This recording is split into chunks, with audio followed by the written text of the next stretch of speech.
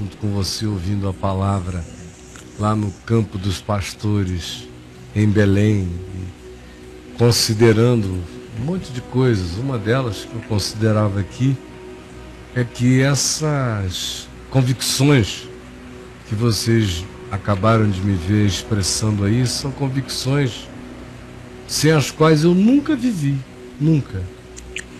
Eu já me converti crendo do jeito que eu falei aí. Quando eu tinha 20 anos de idade, foram me ordenar ministro presbiteriano e mandaram eu escrever uma tese. Eu escrevi sobre isso aí, aumentado, mas era isso aí. Quem me conheceu esses 41 anos pregando o Evangelho, conheceu uma pessoa motivada por essas motivações aí, por nenhumas outras motivações, por essas. Agora, eu estou aqui há 41 anos. Não foi ontem, não. Ardendo pela mesma motivação, mesmo poder, mesmo amor de Deus me provocando, e só o amor de Deus me provoca. Eu sou uma pessoa em relação à qual ou o amor me converte ou nada me converte. Tente tocar terror em mim para ver o que acontece. Tenta. Medo. O quê? Ou me seduza com o quê? Com grana? Bosta. Ou é o amor de Deus que me esmaga, ou eu já passei dessa. Até como ser humano, sabe? Ou Jesus é exatamente como ele é, como a Escritura revela, ou qualquer outra alternativa acerca de Deus já era para mim. Não existe Deus possível que não seja Jesus dizendo: eu e o Pai somos um, quem me vê a mim vê o Pai. Agora, o que é que eu quero ressaltar? Acima de tudo, à luz de tudo que você ouviu há pouco, tanto em Belém como lá embaixo no campo dos pastores por último. Eu quero dizer a você e pedir que você pense qual a relação que existe na sua vida entre conhecimento bíblico e conversão, transformação, mudança de vida. Ou seja, na sua vida, ter tido o privilégio de conhecer as Escrituras, os Evangelhos, o Novo Testamento, os profetas, produziu o quê? Gerou só um religioso, gerou um crente, gerou um fanático, gerou o quê? Em outras palavras, o conhecimento bíblico que você adquiriu levou você a prostrar-se em adoração a Jesus e obedecê-lo? Essa é a minha pergunta. O que você chama de conhecimento bíblico levou você a prostrar-se em adoração, obediência e seguindo Jesus pelo caminho novo que ele propõe? Responda. Porque os que conheciam as Escrituras e que responderam aos sábios que tinham vindo do Oriente sobre qual seria provavelmente o local, citaram o texto de Miqueias 5. Sabiam. É em Belém. Está escrito. Agora, quem não tinha esse conhecimento já vinha seguindo desde o Irã, desde da Pérsia. Sabe lá o que chão é esse? Seguindo uma luz. E não sossegaram enquanto não adoraram, e em tendo adorado, prosseguiram pelo caminho que lhes fora indicado por divina advertência. Continuaram sem Escritura, mas recebendo divina advertência. Que coisa interessantemente linda. Eles vieram sem Escritura, passaram em Jerusalém para se informarem. Quem sabia a Escritura deu a informação. Quem deu a informação não foi adorar Jesus, mas quem não tinha informação chegou lá. E uma vez chegado lá e tendo adorado, por divina advertência, seguiram por outro caminho. Porque Deus, que falara com eles já desde o início, continuava falando com eles agora, porque Deus fala com a gente. Como eu disse no vídeo que você assistiu, para mim não existe revelação privilegiadamente mais acessível, segura, densa, do que aquela que a gente, tendo Jesus como chave interpretativa, recebe da Escritura. É segurança para mim. Totalmente. Mas a palavra de Deus não é a Escritura. A palavra de Deus é Deus. A palavra de Deus é o Verbo, a palavra de Deus é o Deus vivo, a palavra de Deus é o Espírito de Deus. O Espírito e a palavra são um. O Espírito e a palavra são um. No mesmo testemunho, são um. Então, assim como a palavra, quando é iluminada, a Escritura, quando é iluminada, vira palavra para a minha percepção, do mesmo modo, Deus, pelo Espírito, fala a palavra dele aos nossos corações, mesmo quando a gente não conhece a Escritura. Como eu passei a vida inteira vendo gente que nunca tinha buscado por ele e o achou. Gente que nem queria e encontrou e foi abalroada pela estrela. Então me responda essa pergunta que está passando aí diante de você e que é a suma do que você ouviu nesta manhã, na sua vida. Diga para mim, qual é a relação entre conhecimento bíblico e conversão? O que você chama de conhecimento bíblico, de fato, faz você mudar de vida e andar segundo Jesus? Que é um conhecimento bíblico que não me faça transformar, que não me leve a ser nova pessoa, não nas exterioridades, mas começando do interior, transformação do âmago, sentimentos, olhar, natureza, atitude, compaixão, misericórdia, desejo de verdade, de justiça, vontade de andar com serenidade sincera diante de Deus. É isso que o Evangelho produz na gente. Agora, eu conheço gente que sabe grego, sabe hebraico, estuda aramaico, e você conversa com as pessoas, essas pessoas, muitas delas são enciclopédicas, agora continuam com o dedo atachado no nariz, comendo meleca, espiritualmente falando. Melequeiros. Sabem hebraico? Sabem. Grego? Sabem. Cultura? Tem.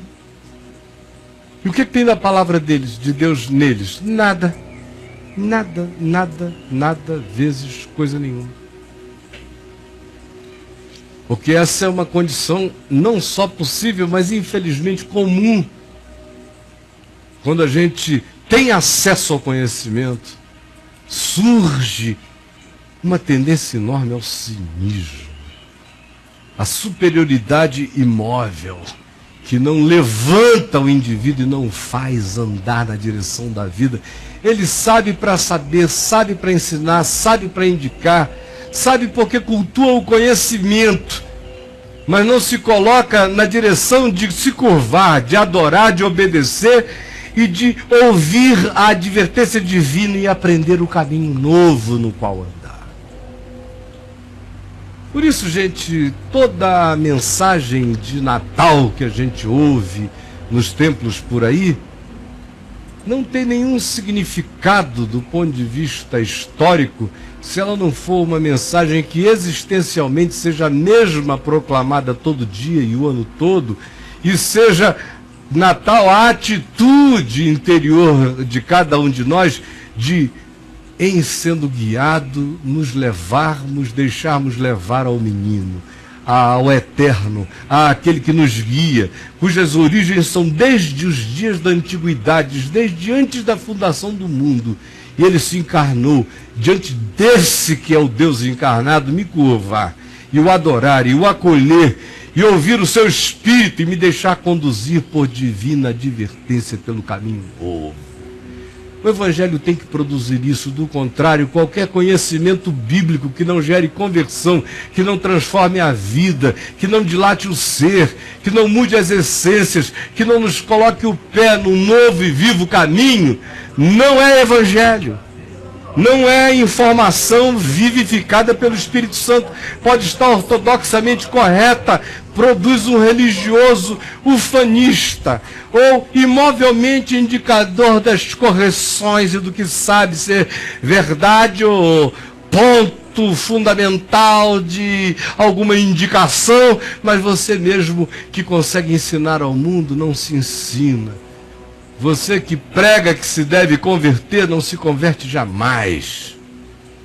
Você que é o rei das opiniões e das sabedorias, não tem as atitudes simples, não é encontrado jamais quebrantado, curvado, diante de Jesus, recebendo divina advertência para aprender o caminho novo no qual andar. Então me responda essa pergunta, a gente tem 1h15, 1h20 para conversar. Eu espero que você vá falando de você. Isso não é uma pergunta difícil. Eu estou só perguntando qual é a relação entre fé e obras na sua vida, diria Tiago. Me mostra a relação de fé e obras na sua vida. Você que chega e diz, eu tenho fé, Tiago diz. Então mostra-me as tuas obras, porque a fé sem obras é morta. Você é morta.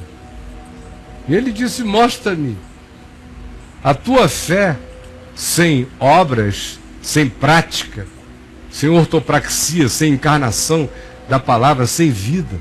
Mostra-me essa tua fé baseada em confissões, declarações e credos que não produzem vida nem fruto de Deus, de conversão, de mudança, de libertação, de paz na sua existência. E eu, disse Tiago, com as minhas obras, com a minha vida, te mostrarei a minha fé. Porque se eu tenho fé, essa fé tem que produzir fruto. A fé realiza o bem que ela em si propaga, crê. Se eu creio, eu falo. Se eu falo, eu vivo. Se eu vivo, eu provo. Se eu provo, eu conheço mais. Se eu conheço mais, eu falo. Se eu falo, eu cresço, eu aprofundo. É um ciclo, mas que se mistura, sobretudo, com a prática, a encarnação e o cotidiano. Aí a palavra de Deus cresce na gente. Como diz Atos dos Apóstolos, capítulo 6, verso 6, quando diz, e crescia a palavra de Deus, e inúmeros obedeciam à fé. A palavra de Deus cresce, não é como quando muita gente diz que Jesus é 10. A palavra de Deus cresce é quando muitos começam a obedecer à fé. A fé é para ser obedecida. A fé que é só para ser crida é apenas uma crença que não produz vida. A fé no Evangelho, se crida, produz vida. E se produz vida, declara aquilo que se crê. É tão simples entender. Por isso apenas me responda essa pergunta. Qual a relação aí na sua vida entre fé e obras, entre o conhecimento bíblico e a transformação da vida e a conversão do ser? Note o chat. E aí, meu querido Tony? Eu lembrei de uma vez na Assembleia de Deus, quando eu fui expulso da Maranata, como na minha conversão, a minha primeira igreja foi a Assembleia de Deus, eu fui na Assembleia de Deus. Eu preciso de ajuda, eu não quero descongregar. Eu fui recebido, e fui recebido como pastor. Me deram a carteirinha de pastor, até em referência ao nosso irmão presbítero. Me deram a carteira de pastor, fizeram a solenidade, fui levantado como pastor, tudo lindo. Bom, E a gente começou, mais um pastor da Assembleia de Deus, fomos pastorear um grupo que saiu da Maranata, muita gente. E formou já de cara um templo, já com um grupo já dizimista, tudo pronto. Ah, é? Já estava pronto, um grupo que veio com a gente. Aqui em Brasília? Aqui em Brasília. E aquele segundo grupo? É o segundo grupo quando eu saí da Maranata, eu fui para a Assembleia de Deus. E quando o pessoal disse que tinha que ser a igreja, a Maranata tinha que vir em primeiro lugar, senão você era um herege. Né? Não. Não foi, não? Não sei se é o mesmo caso, mas depois de 6 meses, então a gente alternava. Um dia eu pregava, outro dia esse pastor, que ficou muito meu amigo, a gente ficou amigo, pregava. Pregava ele, pregava eu, pregava ele. Depois de 6 meses, um coordenador daqui da Assembleia, não quero falar o nome dele, virou para mim, reuniu ele, esse outro pastor que estava comigo e eu, virou para mim e falou assim: Fonseca, olha, eu queria te falar uma coisa. Eu falei: o que foi? Tem 6 meses que a gente ouve você pregar, uma bênção, tal, aí encheu o floreio, né, aquela bobagem. Mas a gente percebe que você nunca pregou a doutrina da Assembleia de Deus entre nós. Eita! Ou seja, só pregou o evangelho, né? Não, peraí. E a gente queria que você pregasse a doutrina da Assembleia de Deus também. A raiva foi muito grande na hora, Caio. Subiu no talo. Aí eu pensei, eu vou tirar onda com ele. Eu vou tirar onda com esse pastor. Aí eu falei para ele assim: olha, meu irmão, nunca na sua vida, e nem ninguém, em lugar nenhum, até a minha morte, vai ouvir eu pregar sobre a doutrina da Assembleia de Deus. Eu falei: mas por que não? Porque o dia que eu começar a falar sobre a doutrina da Assembleia de Deus, os irmãos vão amar demais a Assembleia de Deus. E qual o problema? Eu quero que eles amem a Jesus Cristo. Porque,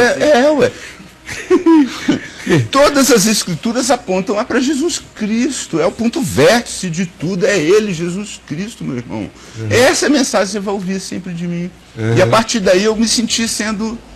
Eu não fui excluído, eu não fui expulso, mas aquele jeitinho interessante. O espaço interno foi alargando e você foi sobrando pelas beiradas.